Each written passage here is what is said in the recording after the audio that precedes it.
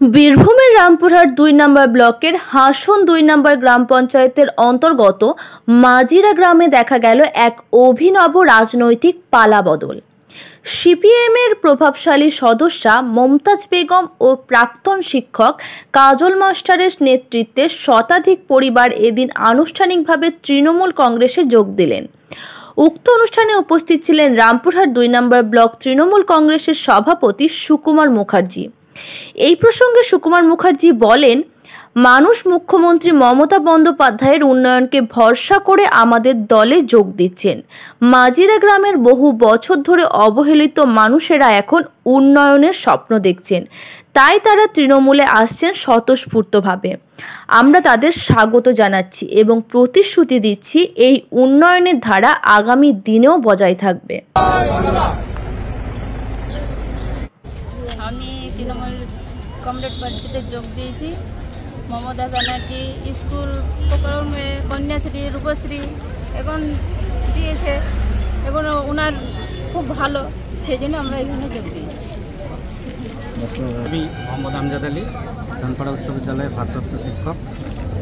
তো মমতা ব্যানার্জি ওনার মস্তিষ্ক প্রসূত যে সমস্ত প্রকল্পগুলো রয়েছে, বিশেষ করে যেহেতু আমি শিক্ষক, বিদ্যালয়ের কথাগুলোই বলবো। প্রত্যেকটা ছাত্রছাত্রী এই মাইনরিটি ক্যাটাগরি হোক বা জেনারেল ক্যাটাগরি বা এসসি এসটি প্রত্যেককে প্রত্যেক বছর নির্দিষ্ট পরিমাণ টাকা স্কলারশিপ হিসেবে পেয়ে থাকে।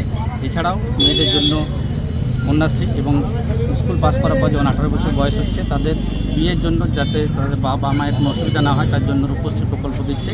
এছাড়াও কৃষক ভাইদের জন্য যারা সারা বছর ঠিকঠাকভাবে চাষ করতে পারে তার জন্য কৃষক বন্ধু প্রকল্প চালু হয়েছে, যেটা বিগত এইভাবে মানুষের জন্য কোনো সরকার ভাবেনি। তার জন্য আমরা আজকে মাজিরা গ্রামের মেম্বার এবং তার সঙ্গে প্রায় 170টা ফ্যামিলি তৃণমূল কংগ্রেসে সুকুমারদার নেতৃত্বে আমরা জয়েন করলাম।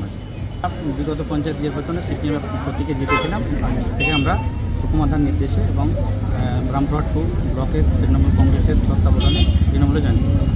মমতা ব্যানার্জি যে সমস্ত প্রকল্পগুলো নিয়েছে এবং আগামী দিনে নিতে চলেছে সেগুলো যেটা আমাদের এলাকার লোক যেভাবে উপকৃত হচ্ছে সেটা দেখে আমরা সেই উন্নয়নের যোগকে সামিল হব।